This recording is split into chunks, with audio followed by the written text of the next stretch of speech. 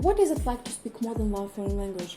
If you're interested, please keep watching. In this video, I will answer most frequently asked questions about learning more than one language and stuff like that, so welcome. Well, to talk about my experience, I've been learning, I think, around 6 foreign languages during my whole life, but I can speak and understand only 4 or 5 of them, not all of them at a very high level, but again, I value the opportunity to communicate with people. If you do that, then it's a success. You can speak a language. If you're interested in which languages I can speak and how I can speak them, you can check out this video, because there I also share some useful tips on how to effectively learn languages, and you can actually use these tips for learning actually anything. So let's get to the questions. The first question, which I was asked, I think, so many times, what language do you think in? It's a very popular question, and when people find out that you speak more than one language, they think that your thoughts are mixed and you think in different languages. Well, for me it's true, partly, but since my native language is Russian and my best spoken foreign language is English, those are the main languages I think in. But in order to practice other languages, I sometimes make my brain think in a particular language. For example, if I go out to the grocery store, I for example, and I know that I have to practice French, and everything I see and all the thoughts that come to my mind, I make them in French. I compose the sentences in French, and it's really a great way to see phrases you don't know. Question number 2, do you mix phrases and words? Yes, I do. The thing is that for me it's not a problem. For example, I speak my native language only with my family, and I can sometimes read something in my native language as well, but I mostly use English for my work, for my studies. When I speak with somebody in Russian, I can use English phrases because they come to my mind faster, because I use this language more often. That's the thing, and it's easier for me to use this phrase, and it's easier actually to speak to a person who can also speak like the same foreign languages as you do, because sometimes you just don't want to translate and you use the phrases and another person understands you. But most of the time, yeah, of course, you speak to people that don't speak maybe the same languages as you do, and you have to sometimes you're stuck, you're confused, how can I say it in my native language, or how can I say it in French, or how can I say it in English? Sometimes it happens, yes. Then there are situations actually that can be only described with the phrase from one language. It happens to me really often, and you think that, well, this phrase describes everything going on right now. I cannot use any other phrase but this one. That's how it works. But sometimes there are phrases that only exist in one particular language, and they cannot be translated to another one, or they can be translated, but they would have an absolutely different structure of the phrase, and you're like, this is the phrase I have to use to express my feelings. Sometimes there are formal occasions when you cannot let yourself use phrases from other languages to confuse people you are talking to. It's better to have a preparation before you start speaking a foreign language, not to mix everything. It can be done without preparation. It's not a big deal, but in order to make it more effective, in order to make your communication more effective, then it's better to use this preparation. So 10-15 minutes before you know that you start speaking a different language, you can, for example, find a short text or article to read, but my best practice is to talk to yourself, to speak to yourself. You can speak about anything, like what was up during the day and stuff like that. You can, look around you and start describing anything you can see. So these are the things that are super effective and helpful in these cases. The next question, how to practice all the languages? So that's actually a difficult question to answer, and it's actually a difficult situation, when you have to practice all the languages.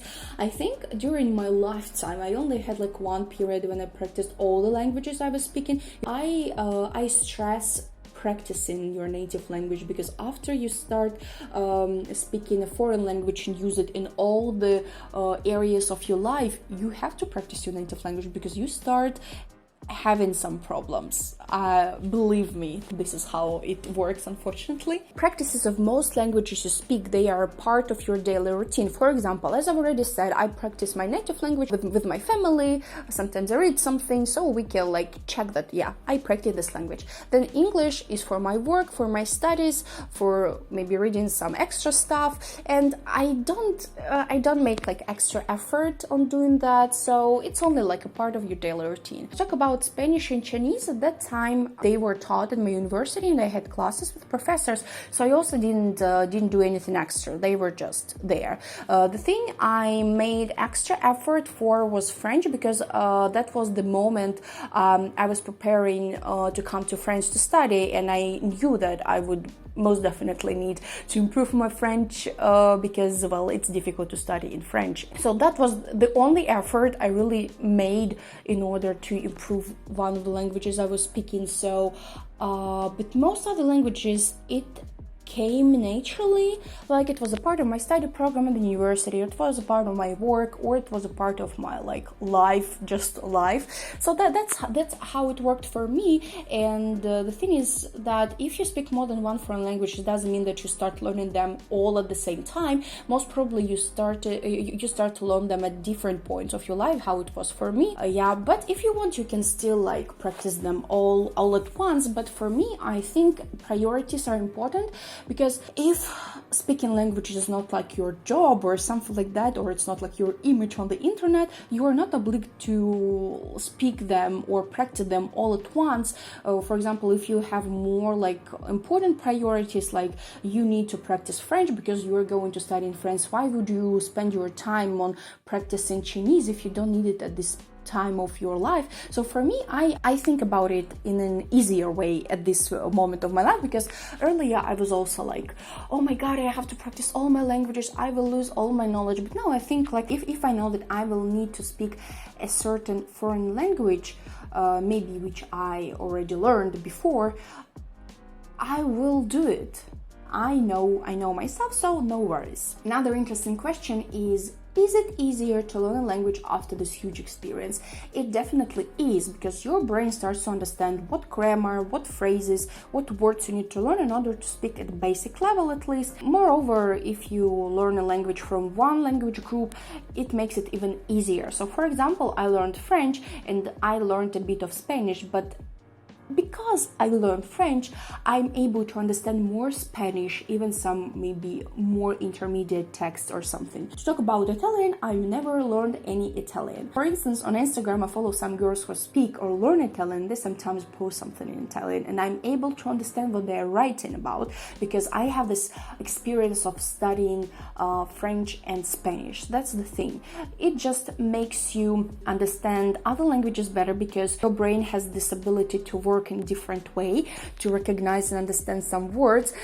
It can sometimes lead to some misunderstanding because you think, oh, this word sounds very similar to that one, but it can be like a false friend or something. So that's the thing. But mostly it is super helpful to have this experience when learning a different language. And the final question, the question which I don't like, but I'm happy to answer it to make people more inspired about learning a language, is the question about the talent. So, do you need to have a talent in order to start speaking a language? No, I don't believe in having talents.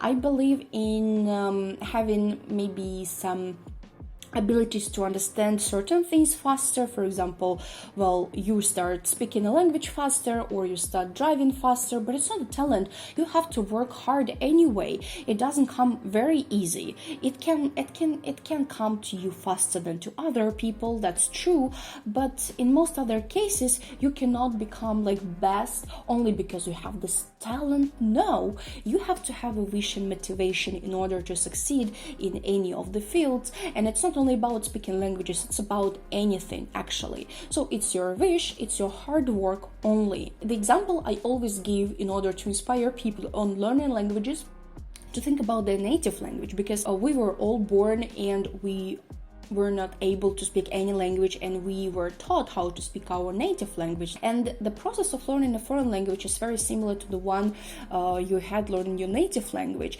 Of course, it's easier when you go to a new country where the language is spoken and you are surrounded by the language, you are in this environment, it comes easier and faster. But even if you're at home and you want to try to learn a language by yourself, you can also try to surround yourself with language, like watching videos, like TV programs every day, change the language in your phone, like everything. So you can create this environment yourself.